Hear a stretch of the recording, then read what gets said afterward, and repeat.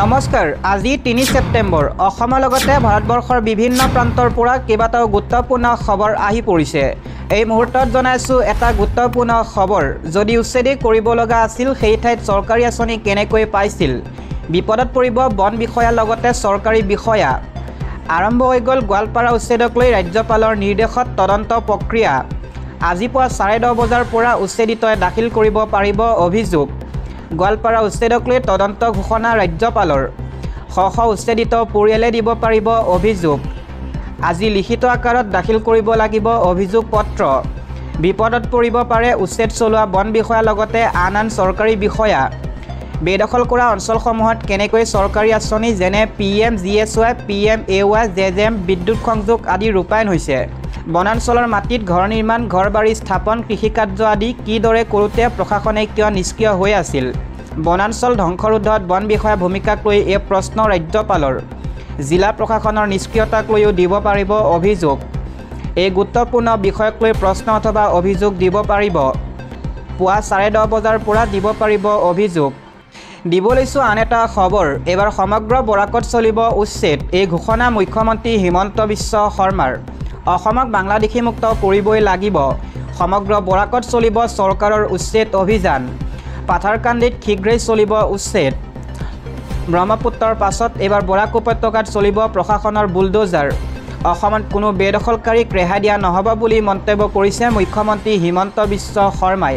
বৰাকৰ বেদখলকৃত ভূমিৰ তালিকা প্ৰস্তুত কৰিছে চৰকাৰে। মুখ্যমন্ত্ৰী হিমন্ত বিশ্ব শৰ্মাই এই সন্দৰ্ভত কৰিছে ডাঙৰ মন্তব্য। দিব লৈছোঁ আন এটা খবৰ।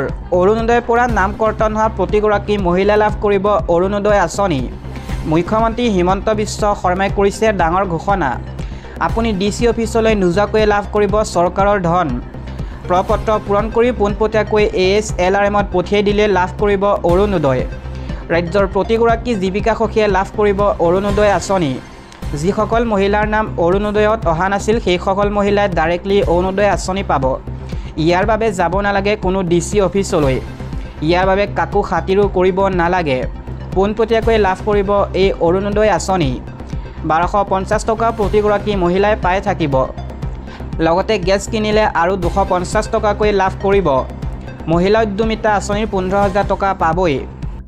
দিব লৈছোঁ আন এটা গুৰুত্বপূৰ্ণ খবৰ। কোটি কোটি মুছলমান হৈ পৰিব বিদেশী। ভিত্তিবৰ্ষ 1951 চন হ'লেই পেলেষ্টাইনৰ দৰে অৱস্থা হ'ব মুছলমানৰ। ভিত্তিবৰ্ষ 1951 চন হ'লেই বিপদ নামিব কোটি কোটি মুছলমানৰ। কোটি কোটি মুছলমান হৈ পৰিব বিদেশী। 1951 চন ভিত্তিবৰ্ষ আমি কেতিয়াও নামানো, এই মন্তব্য কৰিছে মাদানীয়ে। অসমত ভিত্তিবৰ্ষ 71 হ'বই লাগিব। 1951 চন হ'লে প্ৰায় 48 লাখ পুৰুষ মহিলা হৈ পৰিব ভূমিহীন। সৰ্বোচ্চ ন্যায়ালয়ে আমাৰ পক্ষতে ৰায় দিছে। পূৰ্বৰ NRCৰ সময়ত ভিত্তিবৰ্ষ 1971 বুলি কৈছে। হিমন্ত বিশ্বই এতিয়া 1951 কৰিব বিচাৰিছে, কিন্তু কোনো কাৰণতে ভিত্তিবৰ্ষ সলনি কৰিব নোৱাৰে। নতুন NRC ভিত্তিবৰ্ষ আমি সলনি কৰিব নিদিওঁ। ইনশাল্লাহ ভিত্তিবৰ্ষ 1971 হৈ আছিল, আছে আৰু থাকিব। অসমৰ মুছলমানক লৈ আৰছাদ মাদানীৰ এই বিস্ফোৰণ। দিব লৈছোঁ আন এটা খবৰ। পুছবেক সন্দৰ্ভত ডাঙৰ মন্তব্য কৰিছে মুখ্যমন্ত্ৰী হিমন্ত বিশ্ব শৰ্মাই। তেওঁ কৈছে পুছবেক অব্যাহত থাকিব। দুটা পৰ্যায়ত চলি আছে পুছবেক অভিযান। অসমৰ পৰা বিদেশী বিতান অব্যাহত থাকিব। অসমত দুটা পৰ্যায়ত চলি আছে পুছবেক প্ৰক্ৰিয়া। অবৈধ বাংলাদেশীক ঘূৰাই পঠিওৱাৰ পদক্ষেপ চলি থাকিব। অবৈধ বাংলাদেশীক পুছবেক সন্দৰ্ভত এই প্ৰতিক্ৰিয়া মুখ্যমন্ত্ৰী হিমন্ত বিশ্ব শৰ্মাৰ। কালিও 26টা বাংলাদেশীক ৰাজ্যৰ পৰা কৰা হৈছে পুছবেক। নতুনকৈ অহা আৰু 1971 পিছত অহা সকলক পুছবেক চলি আছে। ৰোহটাক সমষ্টিৰ UPPLৰ প্ৰাৰ্থী ডক্টৰ নীলোৎ স্বৰ্গীয়াৰীৰ এই দাবী। দিব লৈছোঁ এটা পলিটিকেল ব্ৰেকিং নিউজ। এবাৰ বিজেপি বিৰুদ্ধে গোচৰ ৰুজু কংগ্ৰেছৰ। প্ৰতিবাদৰ নামত উদ্ভণ্ডালি কৰাৰ অভিযোগ উত্থাপন হৈছে। দেওবাৰে হোৱা প্ৰতিবাদক লৈ এই অভিযোগ কংগ্ৰেছৰ। ৰাজীৱ ভৱনত থকা বেনাৰ ফলাক লৈ এই গোচৰ। ৰাজীৱ ভৱনত থকা পোষ্টাৰ বেনাৰ ফালিছিল একাংশ কৰ্মীয়ে। তাৰ পাছতেই ভঙাগড় থানাত গোচৰ ৰুজু কৰা হৈছে। প্ৰধানমন্ত্ৰীৰ মাতৃক লৈ কৰা মন্তব্যৰ বিৰুদ্ধে কৰিছিল প্ৰতিবাদ। একাংশ কৰ্মীয়ে চূড়ান্ত অভদ্ৰামী কৰাৰ অভিযোগ কংগ্ৰেছৰ। FIRত বিজেপিৰ 7গৰাকী নেতাৰ নাম উল্লেখ কংগ্ৰেছৰ। শীঘ্ৰেই গ্ৰেপ্তাৰৰ দাবী তুলিলে কংগ্ৰেছৰ নেতৃত্বই। দিব লৈছোঁ আন এটা খবৰ। অসমীয়া জাতিৰ স্বাভিমানৰ প্ৰতীক হেংদাং। হেংদাঙক লৈ ৰাজনীতি নকৰিব। হেংদাং আহোমৰ লগতে অসমীয়া জাতিৰ স্বাভিমানৰ প্ৰতীক। লাচিতৰ শৌৰ্যবীৰ্য স্বাভিমানৰ প্ৰতীক হেংদাং। হেংদাঙক লৈ মুখ্যমন্ত্ৰীয়ে অসমীয়া জাতিক ৰক্ষা কৰিম বুলি কৰা মন্তব্যৰ প্ৰতিক্ৰিয়া। হেংদাঙক লৈ ৰাজনীতি নকৰিবলৈ মুখ্যমন্ত্ৰীক এনেদৰে সকিয়নি প্ৰদান কৰিছে লুৰিণজ্যোতি গগৈয়ে। হেংদাঙক লৈ যদি আপোনাৰ দায়বদ্ধতা আছিল তেনেহ'লে 6 জনগোষ্ঠী জনজাতিকৰণ কিয় নকৰিলে?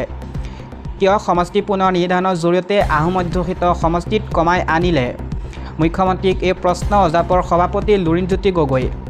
দিব লৈছোঁ আন এটা পলিটিকেল ব্ৰেকিং নিউজ। প্ৰতিবাদত অথন্তৰ বিজেপি কৰ্মীয়ে জ্বলালে প্ৰধানমন্ত্ৰী আৰু তেওঁৰ মাতৃৰ ফটো। এই ঘটনাৰ ভিডিঅ' পৰৱৰ্তী সময়ত ব্যাপক ৰূপত ভাইৰেল হৈ পৰে সামাজিক মাধ্যমত। কংগ্ৰেছ সাংসদ তথা লোকসভা বিৰোধী দলৰ নেতা ৰাহুল গান্ধীৰ বিৰুদ্ধে প্ৰতিবাদ সাব্যস্ত কৰিবলৈ যোৱা বিজেপিত ঘটিল অথন্তৰ। অত্যুৎসাহী বিজেপি কৰ্মীয়ে ৰাহুল গান্ধীৰ লগতে জ্বলালে প্ৰধানমন্ত্ৰী নৰেন্দ্ৰ মোদী আৰু মাতৃৰ ফটো সম্বলিত পোষ্টাৰ। এই ঘটনাৰ ভিডিঅ' পৰৱৰ্তী সময়ত ব্যাপক ৰূপত ভাইৰেল হৈ পৰে সামাজিক মাধ্যমত।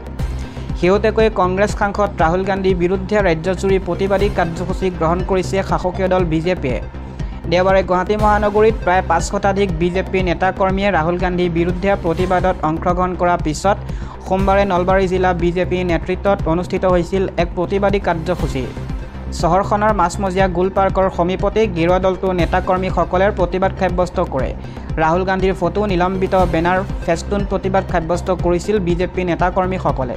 অৱশ্যে সেই প্ৰতিবাদৰ মাজতে ঘটে এটা অনাকাংক্ষিত ঘটনা। প্ৰতিবাদৰ সময়ত ৰাহুল গান্ধীৰ ফটো সম্বলিত বেনাৰ পোষ্টাৰসমূহ জ্বলাই দাহ কৰিছিল বিজেপিয়ে। কিন্তু কোনো অত্যুৎসাহী বিজেপি কৰ্মীয়ে প্ৰধানমন্ত্ৰী আৰু মাতৃৰ একেলগে থকা এখন ফটোত জুই লগাই জ্বলাই দিয়ে। এই দৃশ্য পৰৱৰ্তী সময়ত দ্ৰুতগতিত সামাজিক মাধ্যমত ভাইৰেল হৈ পৰে। এই সমগ্ৰ ঘটনাটোক লৈ সামাজিক মাধ্যমত প্ৰকাশ পায় মিশ্ৰিত প্ৰতিক্ৰিয়া। গেৰুৱা দলটোৰ নেতাকৰ্মীয়ে এই ঘটনা অনাকাংক্ষিত বুলি দাবী কৰাৰ বিপৰীতে বিৰোধী দল কংগ্ৰেছ নেতা কৰ্মীয়ে ইয়াক লৈ নলবাৰী জিলাৰ বিজেপিৰ সভাপতি জয়ন্ত কুমাৰ বেজবৰুৱাই এনেদৰে কয়, পত্নীৰ চিকিৎসাজনিত কাৰণত মই কালি হোৱা প্ৰতিবাদত উপস্থিত নাছিলোঁ। প্ৰতিবাদত যি নহ'বলগীয়া ঘটনা ঘটিল তাৰ বাবে মই দুখিত। আগন্তুক সময়ত যাতে এনে কোনো ধৰণৰ দুৰ্ঘটনা সংঘটিত নহয় তাৰ বাবে সাৱধান হ'ম আৰু দলৰ নীতি অনুযায়ী অনুশাসনমূলক ব্যৱস্থা গ্ৰহণ কৰিম। ইতিমধ্যে নলবাৰী জিলা বিজেপিৰ তৰফৰ পৰা ফেচবুক এটা পোষ্ট দিয়া হৈছে। পোষ্টটোত এনেদৰে কোৱা হৈছে, আজি নলবাৰীত ভাৰতীয় জনতা পাৰ্টীৰ নলবাৰী জিলা সমিতি উদ্যোগত থানা চকত বৃহৎ প্ৰতিবাদী কাৰ্যসূচী ৰূপায়ণ কৰা হয়। শেহতীয়াকৈ মাননীয় প্ৰধানমন্ত্ৰী নৰেন্দ্ৰ মোদী ডাঙৰীয়াৰ মাতৃ স্বৰ্গীয়া হীৰাবেনক উদ্দেশ্য কৰি কংগ্ৰেছ নেতাই অতি অশালীন মন্তব্য কৰা প্ৰতিবাদত আজি নলবাৰী জিলা বিজেপিয়ে প্ৰতিবাদ সাব্যস্ত কৰে। মাননীয় প্ৰধানমন্ত্ৰী ডাঙৰীয়া 92 বছৰীয়া প্ৰয়াত মাতৃক অপমান সনাতনী সমাজৰ বাবে লজ্জাজনক। এনে এক প্ৰেক্ষাপটত ৰূপায়ণ হোৱা কাৰ্যসূচীৰ মাজতে কোনো এখন বিশেষ ফটো আছিল য'ত কংগ্ৰেছ নেতা প্ৰিয়ংকা গান্ধী, ৰাহুল গান্ধীৰ লগতে মাননীয় প্ৰধানমন্ত্ৰী মোদী ডাঙৰীয়া আৰু তেখেতৰ প্ৰয়াত মাতৃৰ ফটো সংলগ্ন আছিল। শ্লোগান আছিল, সনাতনৰ পবিত্ৰ ভূমিত মাতৃ অপমান কৰা সহ্য কৰা নহ'ব। আমাৰ পৰিলক্ষিত হৈছে সেই বিশেষ ফটো এখনত কোনো এগৰাকী কনিষ্ঠ কাৰ্যকৰ্তাই অসাৱধানতাবশত অগ্নিসংযোগ কৰা দেখা যায়। সহস্ৰাধিক লোকৰ সমাৱেশত বিভিন্ন প্ৰতিবাদী কাৰ্যসূচীৰ মাজতে কাৰ্যকৰ্তাগৰাকীৰ অত্যুৎসাহত সংঘটিত এনে গৰ্হিত কাৰ্যত অপৰিপক্কতাৰ প্ৰতিফলন হৈ যাব বাবে আমি মৰ্মাহত। ভাৰতীয় জনতা পাৰ্টীৰ প্ৰতিগৰাকী নিষ্ঠাবান কাৰ্যকৰ্তাই দলীয় অনুশাসনৰ আধাৰত পৰিচালিত হয়। গতিকে এনেধৰণৰ অনুশাসনহীনতাক ভুলবশত হ'লেও আমি গম্ভীৰভাৱে গ্ৰহণ কৰিছোঁ। বিভিন্ন সময়ত আমাৰ দলৰ বিভিন্ন কাৰ্যসূচীত অতি নিষ্ঠাৰে সহযোগ কৰি অহা সাংবাদিক সতীৰ্থসকলে পৰিৱেশন কৰা বাতৰি আমাৰ দৃষ্টিগোচৰ হৈছে। স্বাভাৱিকতে সুন্দৰভাৱে আজিৰ কাৰ্যসূচীটো পৰিৱেশন কৰা সমান্তৰালকৈ একাংশ সংবাদ মাধ্যমে উপৰোক্ত বিষয়টো পৰিৱেশন কৰি দায়িত্ব পালন কৰিছে।